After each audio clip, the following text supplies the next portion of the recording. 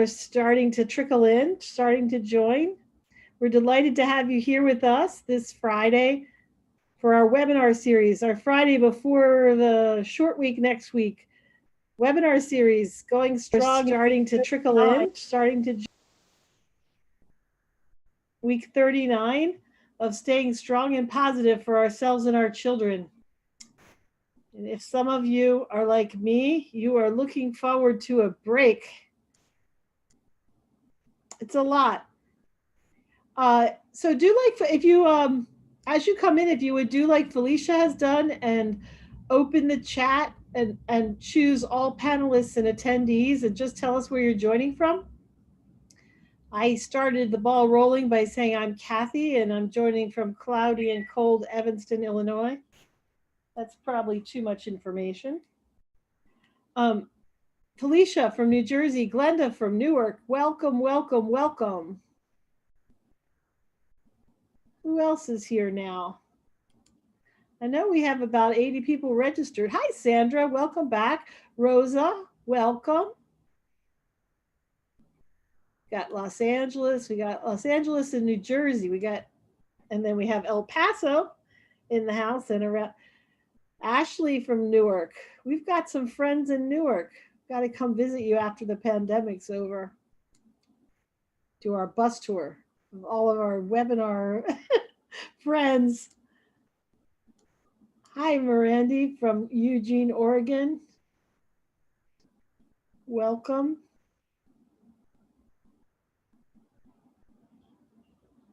I have a number of people registered for today and just going to try to give us a little bit more time. Hi, Sarah from Michigan. To honor our guests, and I guess it's not late yet. It's only 11:59 our time, and this doesn't supposed to start until 12. So this is you guys, you all are early birds. We like to get started right on time to honor the time of our presenters and to give you as much as possible as we can on this important topic. Maxine, welcome.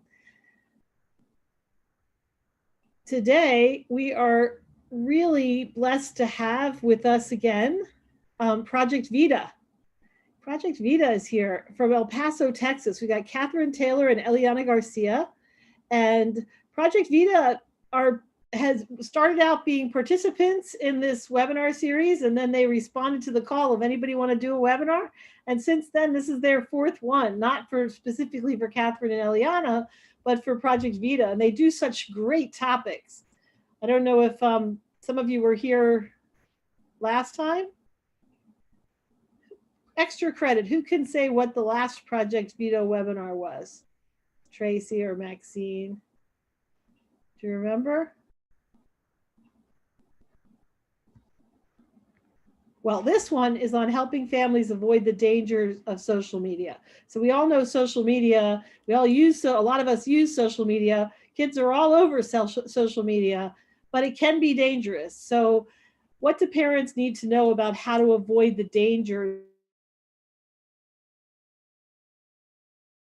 Will be downloadable from our website. So you can share it. Anybody who wants to share it with parents or share it with others, you are totally welcome. Also welcome to direct people to the website.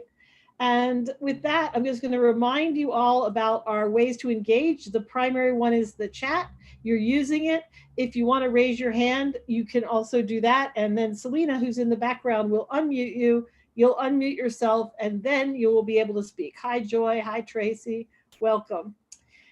And then in recognition that we co-create this safe space together, all of us, we're just going to share some agreements with you that we would ask that you follow during this presentation. And you'll see we added one. And the first one is speak from your own experience, use I statements. The second one is just to treat other people the way you want to be treated. The third one is to just be here now with us. And because of the delicate nature of this, I mean, we're going to be talking about some pretty heavy things that can happen as dangers of social media and how to avoid them.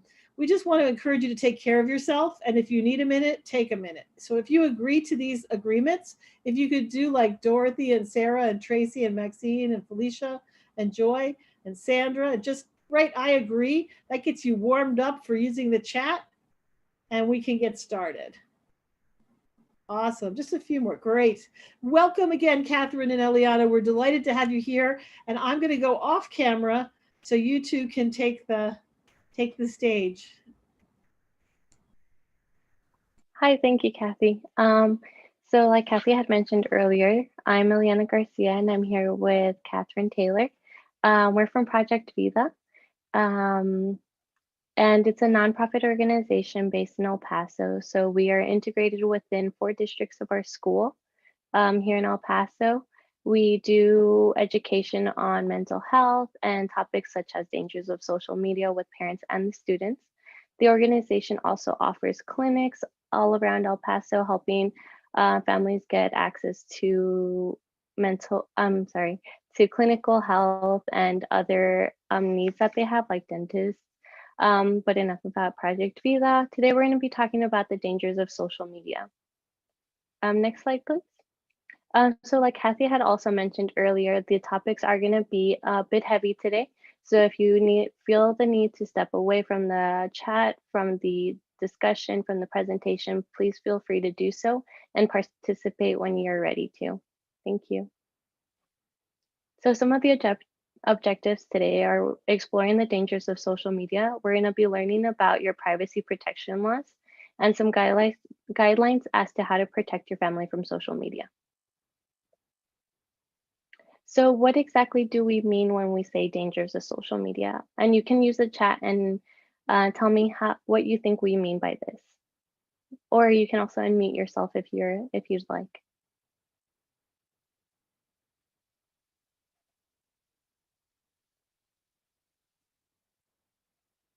So I have one that says usually the go-to is the bad stuff. It's very true.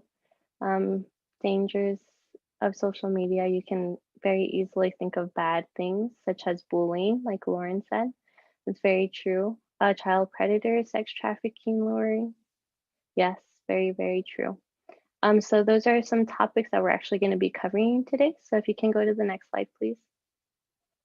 So introduction to pornography or graphic images. Yes, and unfortunately that's a big one. And even with young children, as we'll see later on in the presentation. But like some of you had mentioned, we're going to be talking about cyberbullying, oversharing personal information, connecting with a predator, assuming private means safe, and sexting.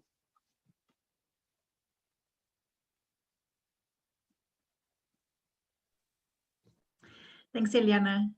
So as she mentioned, the first one will be cyberbullying that we'll be going over. So go ahead. Okay.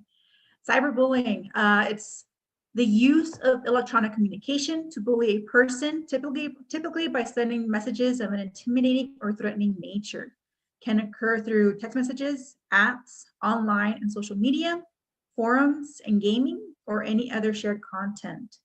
So cyberbullying can happen in any platform that one can use to connect with others. And this happens by sending, posting, or sharing negative or hurtful comments or content about someone. It can include sharing private information, causing embarrassment or humiliation. And to those who bully, real quick, this method is easy and doesn't take much effort, and one can remain anonymous. And because of this, in recent years, laws have passed to change that. So in the past, here in Texas, there was a little law enforcement and school districts could do to deter and cyberbullying. Sorry.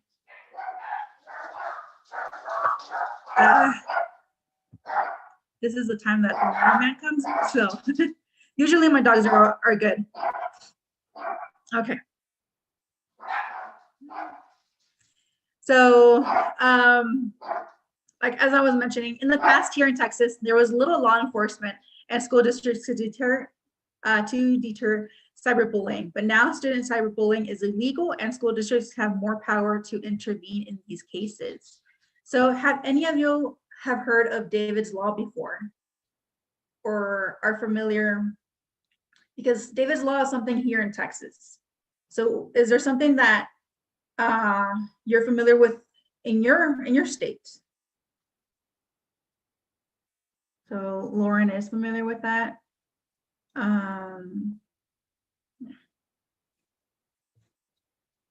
So I'm glad that some of you do, at least where you are right now.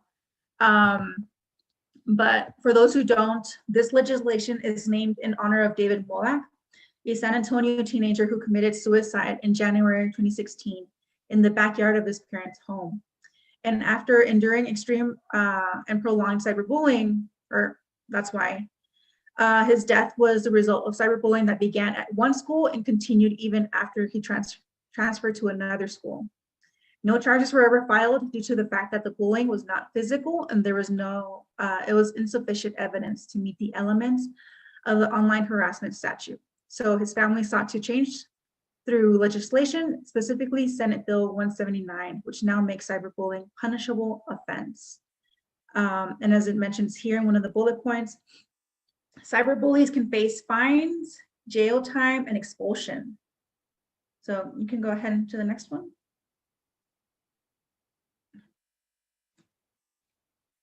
The next topic we're going to be going over is oversharing personal information. So what does oversharing personal information look like on social media? If you can participate in the chat and just let me know what you think, or unmute yourself and just participate with us and have this conversation with us. Again, the question is, what does oversharing personal information look like on social media?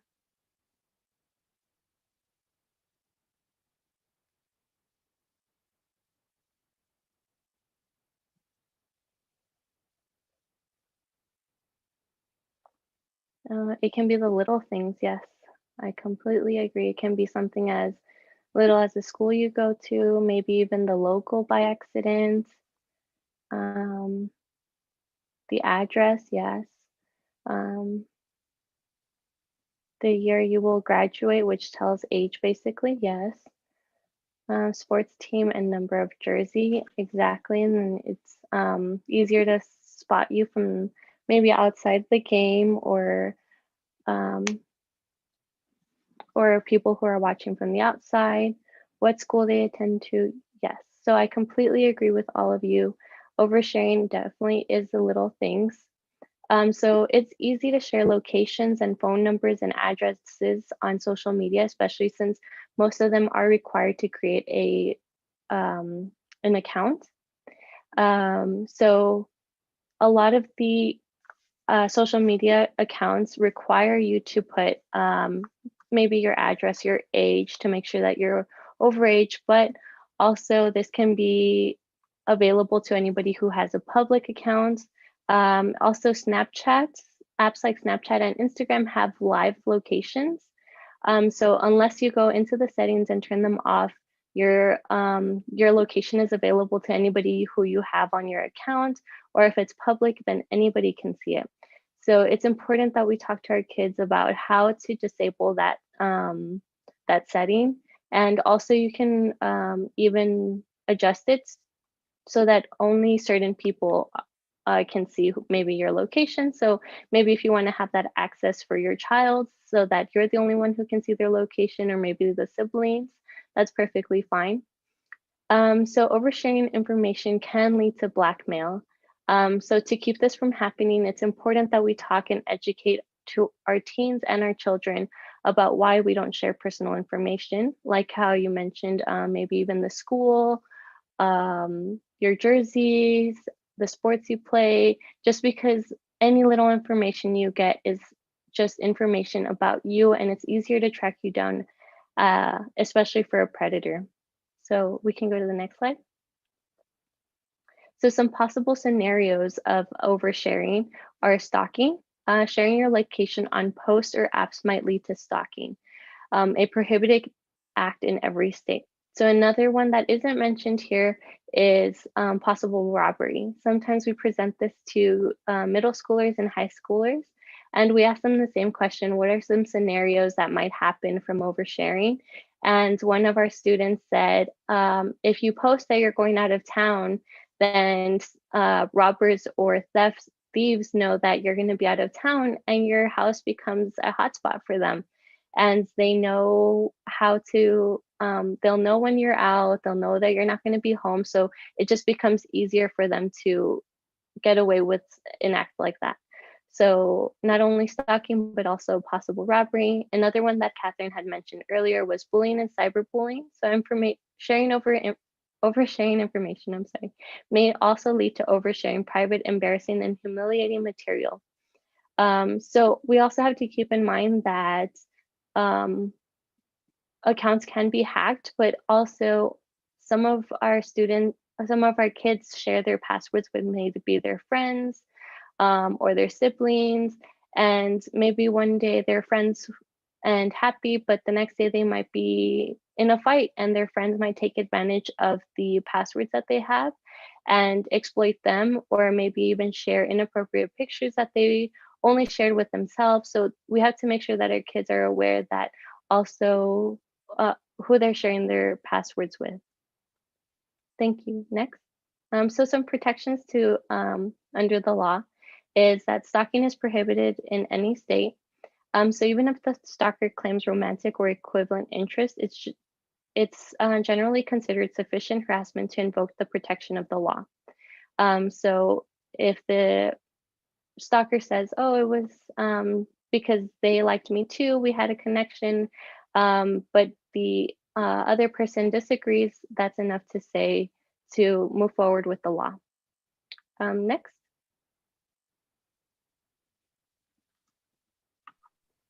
Thank you. I do want to acknowledge some of the comments, and especially the last one.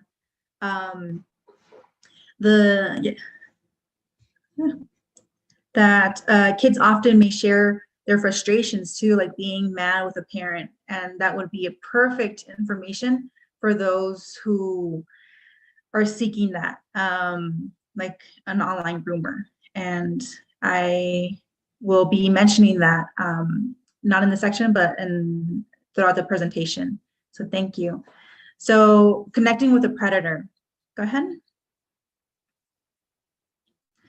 In oversharing personal information, it's easy to connect with people that seem to be like-minded.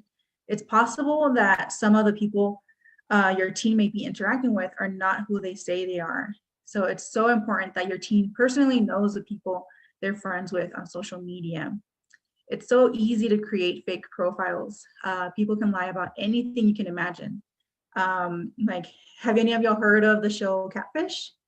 For those who don't, usually it's someone asking for help because they're starting to suspect that their online boyfriend isn't who they say they are. And there's different examples, but so it can be, like the handsome high school quarterback is really some middle-aged woman.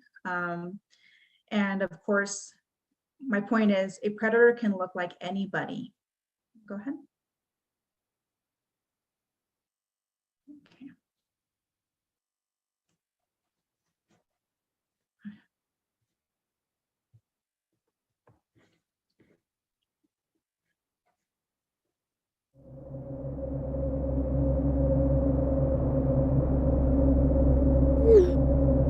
I never thought I would be chasing child predators. It was 2 years ago when our team intercepted conversations between a 12-year-old girl and a 40-year-old pedophile. He wasn't just talking to her, he was abusing her, coercing her, collecting images and videos, and no one in her life, her parents, sixth grade teacher, or friends, knew what was happening. I have a sixth grader of my own. I have 3 kids, actually, but you don't have to be a parent to be devastated by this. I work for a tech company that uses artificial intelligence to detect issues like grooming and sexual predation, and this is something we see constantly. These abuses are occurring quietly and mostly go unreported, and we want parents to know exactly what we know about what happens online. So we made a plan. A man has been arrested for allegedly raping a 15-year-old that he met over Snapchat. Instagram has become the #1 social media site. At the top of the free download We've also chart. seen firsthand the predatory symbiotic relationship that exists between Instagram and Snapchat. We would create a fictitious 15-year-old girl, complete with a believable social media identity, put her online, and document how long it would take for a predator to approach her. But creating a person out of thin air is complicated. We needed photos, but we knew we couldn't use an actual teenager. It would have to be someone on our team. I'm 37, but our graphic designers assured me that with the wonders of photo manipulation, they could magically make me look over 2 decades younger. We bought clothes and accessories, studied body language and facial expressions. We methodically covered and edited signs of aging, wrinkles, weight shifts, and stretch marks. Meanwhile, we coordinated with federal, state, and local law enforcement. Then we built a story around her, a history, a family, a social circle. Libby was born in 2004 and is a sophomore who recently moved to Indiana. We created multiple online accounts for Libby, prominently displayed her age, and posted typical teen content. We even created virtual friends for Libby who would comment on her posts. With everything in place, we would launch the project, give it a few months, and see if anyone would buy it. So we hit the button, and Libby went live.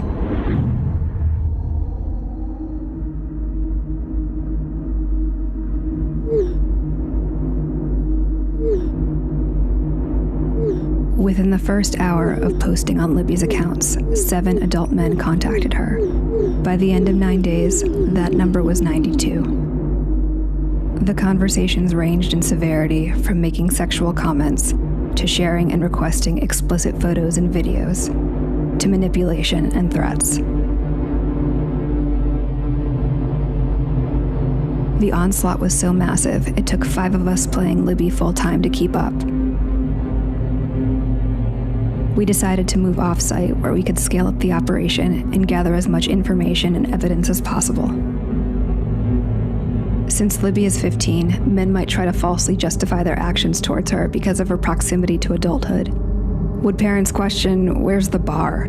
Would a 13-year-old face the same barrage of predators? A 12-year-old? How young could it possibly go? The graphics team transformed me into 11-year-old Bailey. Bailey is afraid of the dark. She hasn't had her first crush yet. She's still prepubescent. A parent might assume Bailey would be insulated from any sort of predatory attack. We launched our 11-year-old persona online. 444 and go.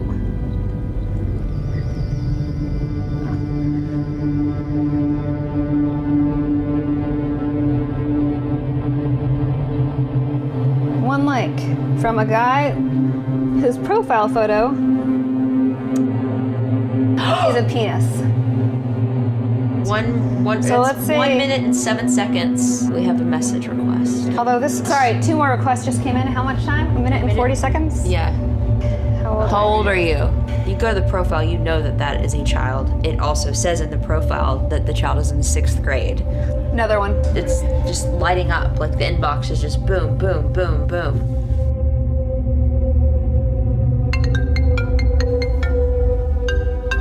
An incoming video call in less than 5 minutes.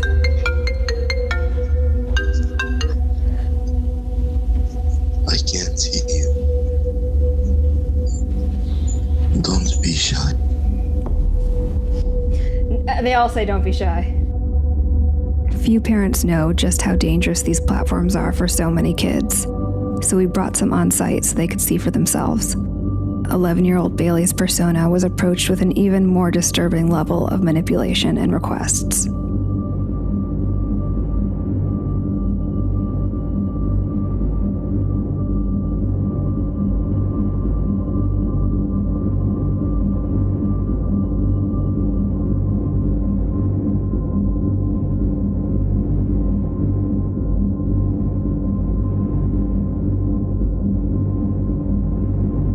While the majority of the abuse happened from a distance, our child profiles also received requests to meet up in person, especially our 15-year-old persona. 28-year-old Keith was relentless. Like the others, he took no issue with Libby's age. He shared explicit videos of himself. He treated the virginity of an underage girl as a prize to be stolen. It was a tough decision, but if Keith wanted to meet Libby in person, we would let him. We synced up with our law enforcement contacts, and within 24 hours, we were on the ground and ready to meet. We already had evidence of what he had done online, but was he willing to carry things out in real life? We knew 37-year-old me attempting to pass for 15-year-old Libby would be a challenge. But I would wear a hat, a lot of makeup, and a big sweatshirt and see if he showed up.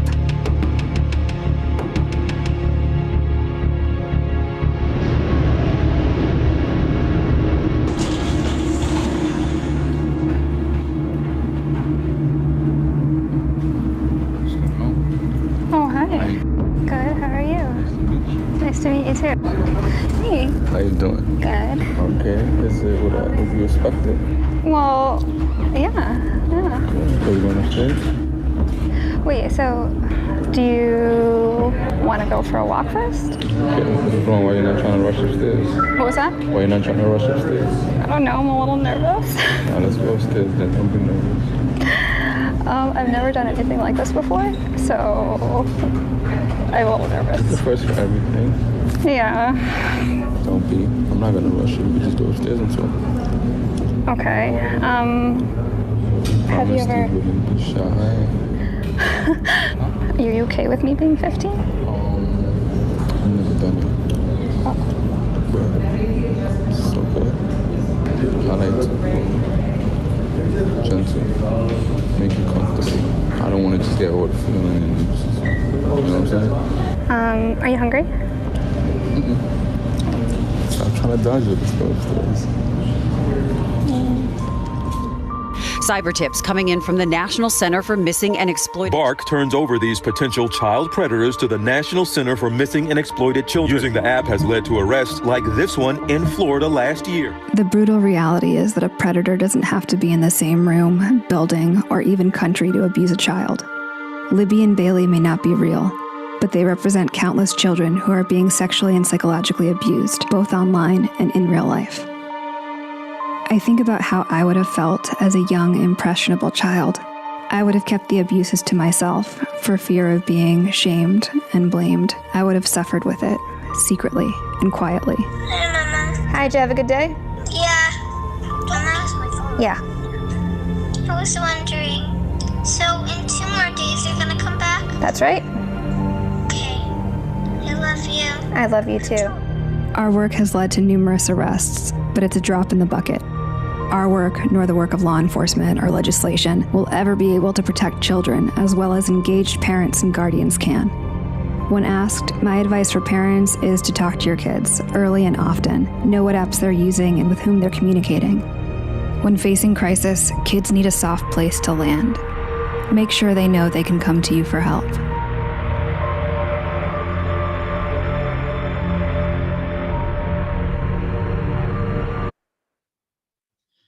Oof. What is something that caught your attention in this video? What are your thoughts on it?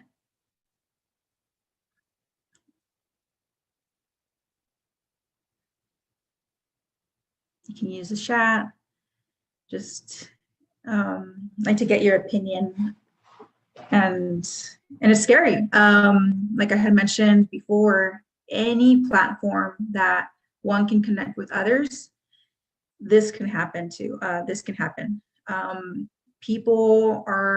Predators are learning ways to connect with others and what apps are best and what's in right now. Apps that we aren't even familiar with, but 11-year-olds, middle schoolers are, and so those are the ones that are being targeted. Yeah, it's sad and scary. I'm scared for my 8-year-old. Yes. I wondered where they are posted, the profile. Yeah, it looked like it was Instagram, kind of seemed. Yeah. And they know how old they are. And so it is scary that they don't care. and some do.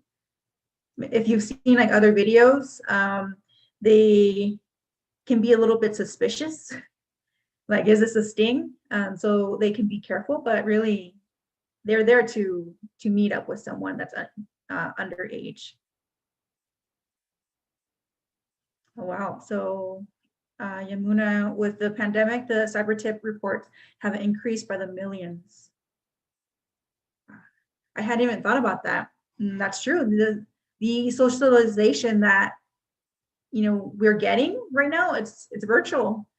So I can only imagine the numbers that have gone up compared to before this. So thank you all. If we can go to the next.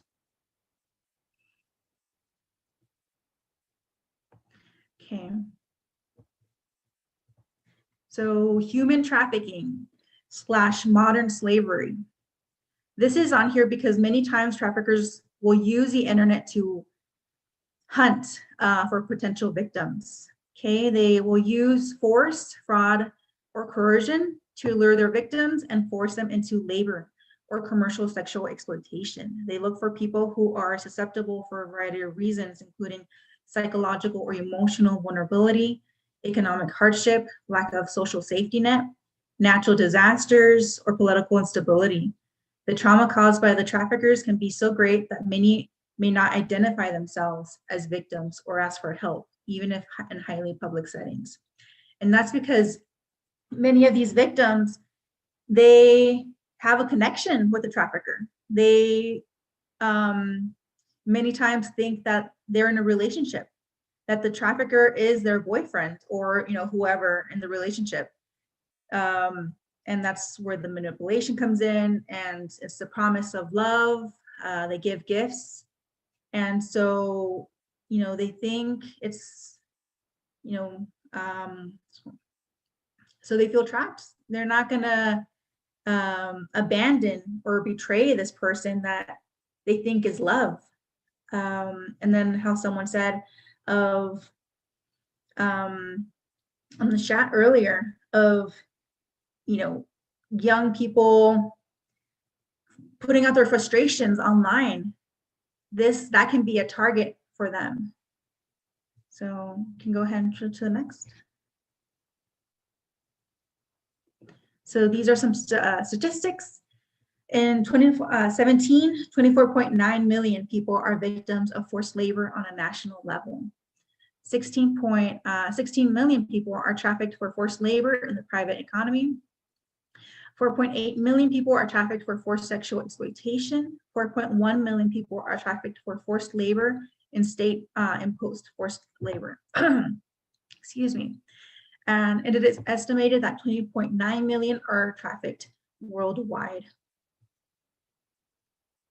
Okay, can go to the next. And so these are some protections. In the PROTECT Act of 2003 was created to end the exploitation of children. So PROTECT is an acronym which stands for Prosecutorial Remedies and Other Tools to End the Exploitation of Children Today. This act marked important progress in the protection of America's children and gave law enforcement authorities valuable new tools to prevent, deter, investigate, prosecute, and punish violent crimes committed against children, as well as strengthening programs and addressing deficiencies in federal sentencing policies and practices.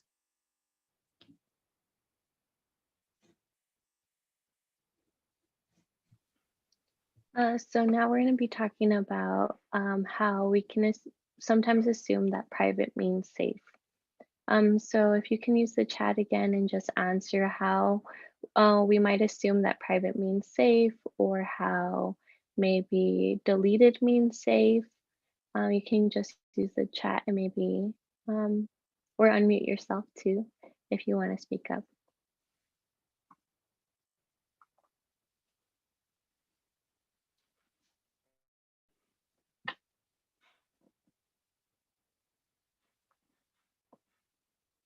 Okay, if you can go to the next slide. So what I mean by assuming private means safe is that on social media, your own page on private can help not oversharing personal details, but it's not always the case. So no website is unhackable. The internet is permanent even when deleting content, and devices and internet can be tracked. So Leah said, people forget or don't realize that a private account can be screenshot and shared. It's very true. Yes. So unless you know who's on your private account, you can never know where that information or where your pictures are going to show up. So Courtney says, what about boys? I have a 15-year-old son, and so often I read and hear all of the warnings about people seeking younger women, but it doesn't seem that there's a lot of videos and articles geared towards teenage boys that can help start the conversation with him. Okay, sure. I think that the video can easily have been applied to men as well, because it could be anything that can catch a predator. It doesn't have to be that you're a woman. It doesn't have to be that you're young. It doesn't have to be that you're underage. It doesn't have to be that you're overage. It can be anyone. And if you catch the attention of a predator, they're willing to seek out and do what they need to do to catch. And I know it's scary, and I know it's sad, and it seems overbearing and overwhelming. But it's important to talk to your kids and help them understand that it can not only happen to young girls or older girls or girls in high school. It happens to boys and men just as often. And it might seem uncommon, but it's just because it's, like you said, sadly not talked about. So we have to engage in that conversation and make it known and make them realize that just because it's not talked about doesn't mean that it's not happening. So the internet is not permanent even when deleting content. So let's continue with assuming private means safe. So even when we delete content, it still can be retrieved. So let's say a teen might think they're invincible and they're never gonna be caught, or they know who they're sharing to. The world isn't that big. But when the time comes for job hunting or job seeking, and an employer maybe sees a post that they made when they were 16, 17, 18, and they find it inappropriate, and they find it that it's not the kind of candidate that they're looking for, it can cost them their jobs, it can cost them career paths. So it's important to inform our children as well, and as our teens, to remind them that just because it's deleted doesn't mean that it can't be retrieved, or just because it's on a private account doesn't mean that it can't be, like mentioned before, screenshotted and shared with. So we can take safety measures by changing passwords frequently, assuming everything online can eventually be public, and by turning off the GPS function. So like I said, most of them come turned on when you create a profile. So it's important to go into the settings and just check and make sure that it is off. And if it's something your kid really is insistent on having on, then make sure that it's edited so that it's only for maybe a few friends, very close friends, siblings, and you, the parents. And changing passwords frequently is super important too, and asking your child to share their passwords with you, just so that if anything were to happen, you know who they were talking to, you know who they were engaging with. But it's also not to be taken advantage of, and not to be break that trust with your child. So obviously having that communication, that line of communication open, is key. We can continue to the next slide. Thank you. I was just about to share for a nonprofit organization here in El Paso, Texas, also shared that many boys and young men, that there are many cases here in El Paso that have fallen victims to human trafficking and sex trafficking. So I kind of got a glimpse of Kathy's article. Yeah, I wanted to say, like, from Courtney, who is saying she has a 15-year-old son, and how to raise the conversation. And I think that it's important to talk not only, yes, boys are victims, but how does it play out? And from what not all the time when someone is grooming, are they talking about sex and I want to see your body and whatever. So, or when they have, dangerous, nefarious plans, they're not always, explicit about it. So in the Breck Bednar case, it was about gaming. There was an adult that got, that hooked the kid through online gaming and then wanting to share. So it wasn't sexual, but then when they met up in person, he killed him. So I guess it's important. I think that could also happen with other kinds of interests that either boys or girls or non-gender conforming kids could have, that the pedophile or the bad guy will connect with them on their interests with a totally different agenda. And the kids might not be wise enough to be able to discern it,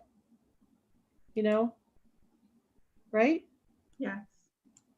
Then I was looking and seeing like so it seems like it's useful if kids would know like what a predator says. You know what I mean? Like what are some entries, or like what are the things to watch if someone says this to you? I mean, even as an adult, you learn through experience about the Nigerian prince who is in love with you and needs a little bit of money because he's just been, those kinds of things, have happened to me, on Facebook or whatever. Yes. So. Going back to the section of cyberbullying, it's so important for them to understand and not to befriend people online that they don't know.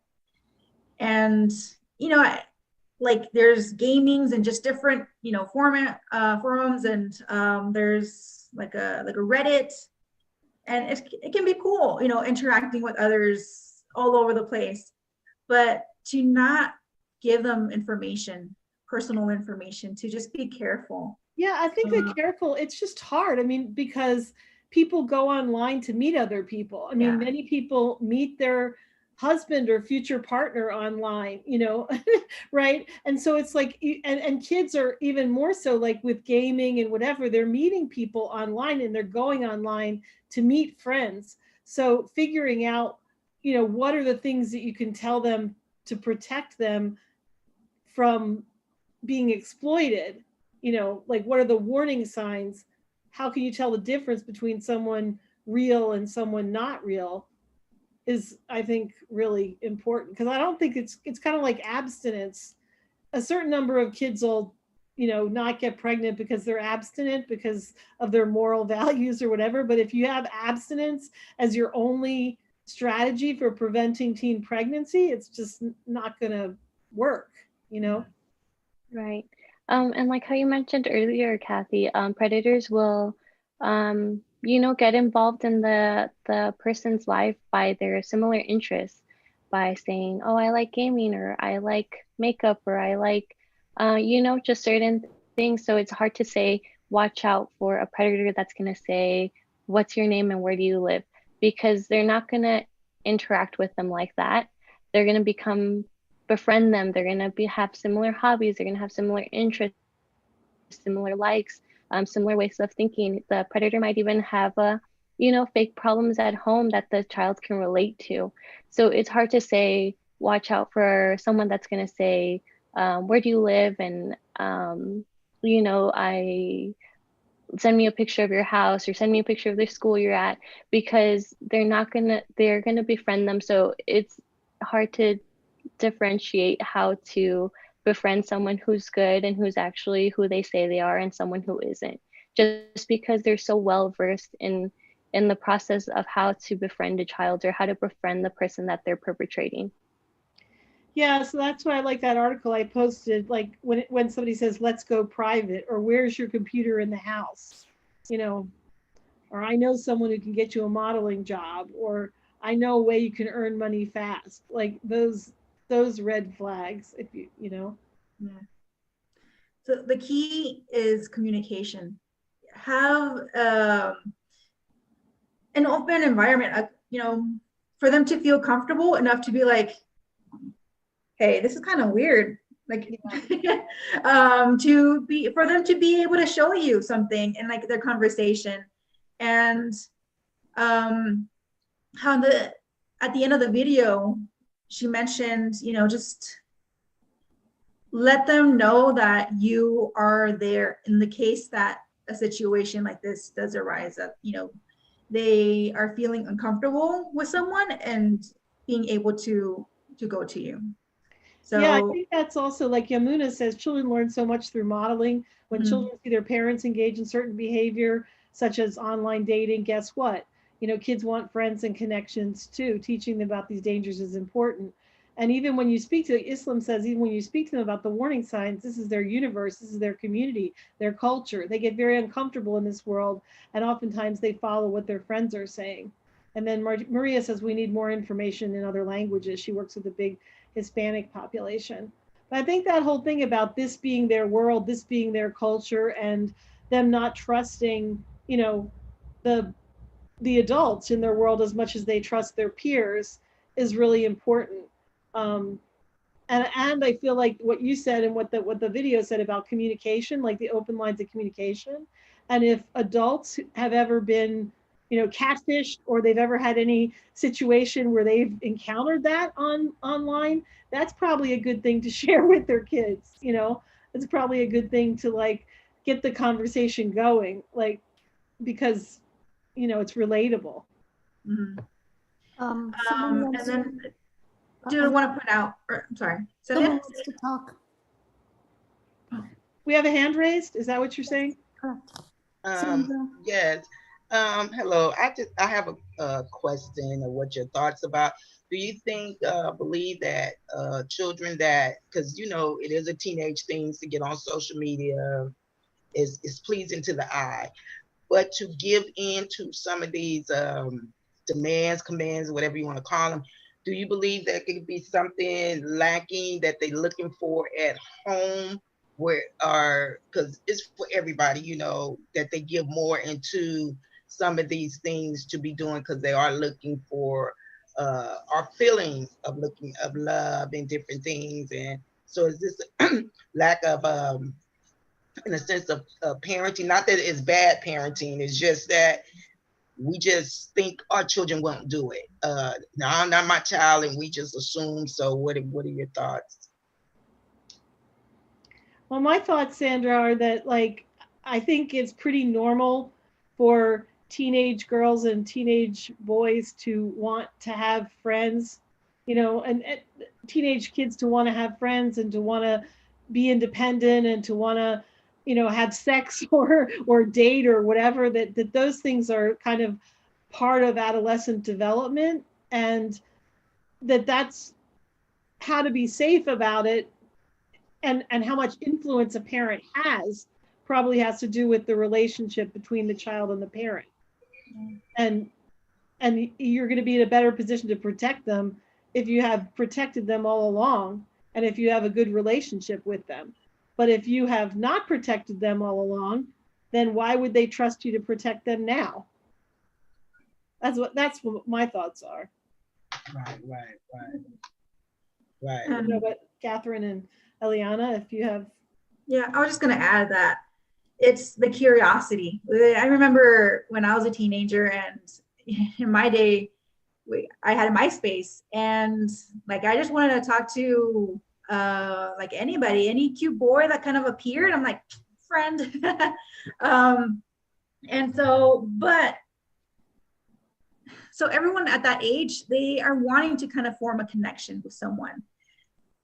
But the difference, or what can make more of an impact, is just having that communication, making sure, you have these talks and they are understanding, okay, I can talk to people, but what's, to be able to, for them to kind of trust that gut feeling that they have, because sometimes it does happen, but they're like, no, let's see where it goes, and just kind of keeps pushing it and pushing it. Yeah, that made me wonder, Katheryne, like in the video when the 37-year-old was posing as the 15-year-old, and the guy was trying to get her to go upstairs. I'm just saying, he had no game I'm saying like in terms of like being seductive, being like kind, being, I mean, if you would like to think that a 15-year-old girl who's got a mother talking to her about, you know, what you're looking for in a relationship, a romantic relationship, that they would teach you about feeling respected, feeling valued, you know, like if somebody wants just to get you in bed, that, you know, to go for a walk, to go for, I mean, that, I'm just saying like that level was really concerning to me, that there are, that he was preying on a 15-year-old girl who would choose to do what he was offering, you know? Right. He wasn't offering anything. Like he wasn't even offering like, hey, let's go buy you a pretty dress and let's go buy you a nice jewelry. Let's go to this fancy restaurant and you can order whatever you want. Like he wasn't even like really offering anything except for let's go upstairs and let me, you know, do what I want. And you promise not to be shy. Right. I think we also have to think about the level of, unfortunately, the experience of the perpetrator. Some might be inexperienced and might be living out their fantasy for the first time, and they don't know how to have game yet, maybe. And so maybe the first couple of times they will be rejected until, you know, they start getting on a roll. They start thinking, okay, maybe being insistent isn't working, or so I think yes, the way the video portrayed it was that the perpetrator that met the girl was not experienced, and he did mention that it was his first time, and I think it showed. So yeah, I guess he could have been lying too, Eliana. I mean, why he lies about everything? You know what I mean? Right. No. Yes, of course. So I think also we have to be careful about the experience that the perpetrator has, and hope that the encounters are obvious, and hope that hey, he's asking me to go upstairs, I shouldn't meet with him. That's all he wants me for. Yeah, and I guess what I was trying to do is draw a connection between the continuum of for young people about how you choose who you know, who you associate with and how do they make you feel, and that there is a continuum to that. And I think a lot of girls, not sexual predators meeting online aside, you know, people need the self-esteem, you know, that they deserve to be treated well, you know. I don't know, it's probably an aside and not relevant for this conversation. So Yamuna says it's normal. If they don't have social media or a phone, it's almost like they aren't normal. And then she said, that's just it though. With online public profiles, they choose you. But I know we've got a lot of content, and I got so excited about about what you were saying that I probably slowed your roll. So you probably want to get to sexting. Oh no, thank you, Kathy, and then thank you, Sandra, too, for your question. But yeah, sexting. So what is it? Is it good? Is it bad? For teens, it's not so good. So sexting is sending sexually explicit messages, photos, or video via cell phone, computer, or any digital device. Sexting includes photos and videos containing nudity or showing simulated sex acts. Excuse me. It also includes text messages that discuss or propose sex acts. Sexting could result in charges of distributing or possessing child pornography. Couples may exchange photos as proof of commitment or as part of their romantic or sexual activity. Sexting photos or of other teens can be done to bully or humiliate them. This might be done after a relationship ends, or the photos may also be taken unknowingly, such as in the bathroom or locker room. Go ahead, next slide. Sexting between minors. So Texas punishes sexting, which includes the offense of minors transmitting sexual depictions of children. So unfortunately for these teens who are partaking in this, since they are minors, well, even though they're minors, they would be in the possession of or distributing of child pornography. And I don't think many of them realize this. Also, the person who pays for the cell phone bill, at least here in Texas, or any device that is being used to distribute will be punished by the law. So parents, please, again, talk to your kids, or else the two of you will be in trouble. Go ahead.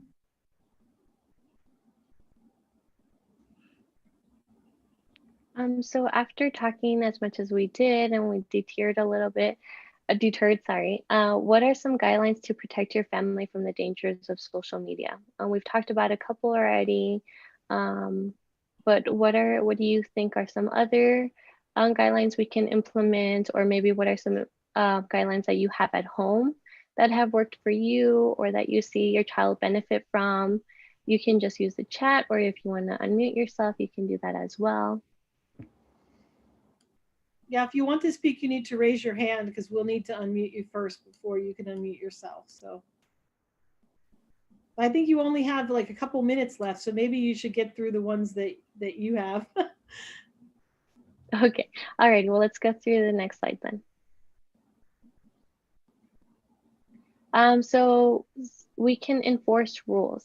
So no social media until a certain age, no social media after a certain time, and other rules that you find appropriate for your family.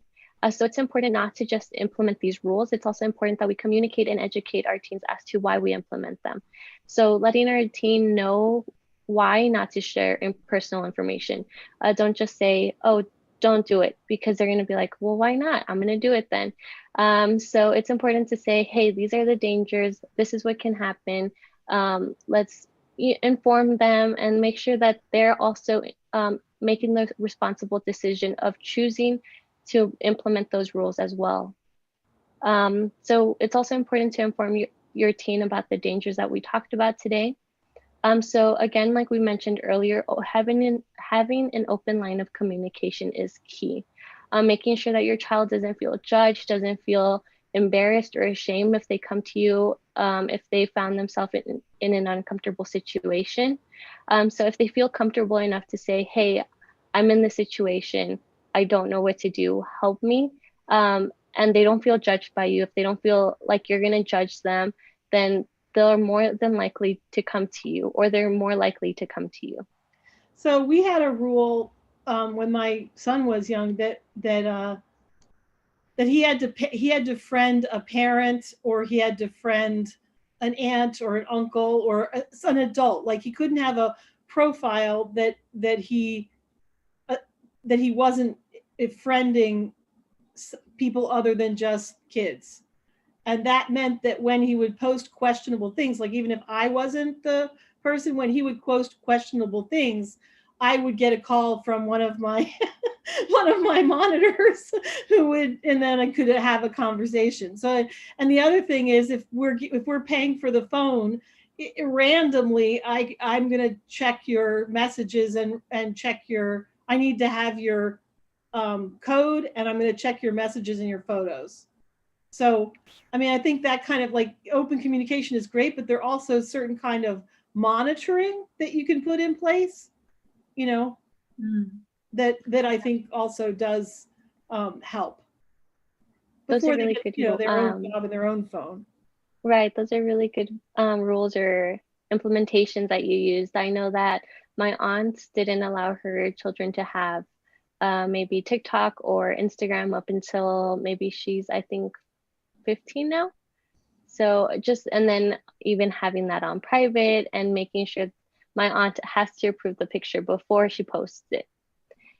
So maybe something like that, if that's too strict for you, then, just finding something that's appropriate for your family and that you feel comfortable with implementing. Also, you're being vigilant and you can kind of tell what stuff is happening because, like, especially if you have a family computer, if the child doesn't have has a public computer instead of their own private computer, or even if they have a private computer and you go in and turn it on and every once in a while, if there are lots of like pornographic pop-ups coming up, that tells you something. Do you know what I'm saying? And you'll have other signs too, like that your cable bill has an additional something. So it's like all of this stuff is about, to me, some of it is just really practical. If you set the rules at a young age and they get used to this coming with the territory, of having that privilege, then it's easier to enforce, rather than if you just start when the child is 16 and then, they're going to feel very invaded.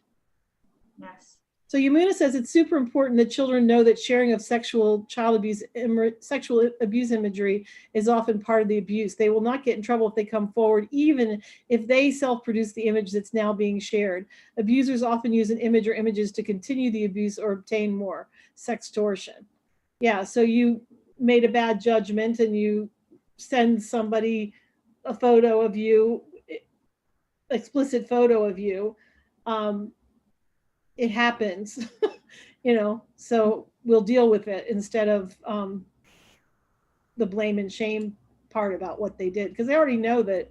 I'm sure they're already regretting, if the photo is being passed around, they're already regretting that they did that. And Branda says sexting got my oldest daughter in trouble when she was 14, not only with me, but it was shared among her peers. And after that, I had to start monitoring her phone. Yeah.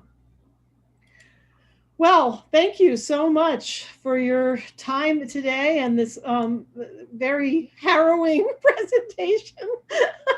It was I'm sure it was very sobering for all of us and important things for us to think about. So thank you very much, Katheryne and Eliana. And let's just remind everybody, and thank you everybody for being here. We have, next week is a short week, but we are here Monday, Tuesday, and Wednesday. Monday, we're going to have the interactive Riding the Corona Coaster Holiday Edition again, just to be able to talk with each other about what we're feeling and thinking and planning, and right on top of the holiday. And then Amadrea will be here on Tuesday with Accountability and Transformative Justice as part of our Decolonization for Wellbeing series.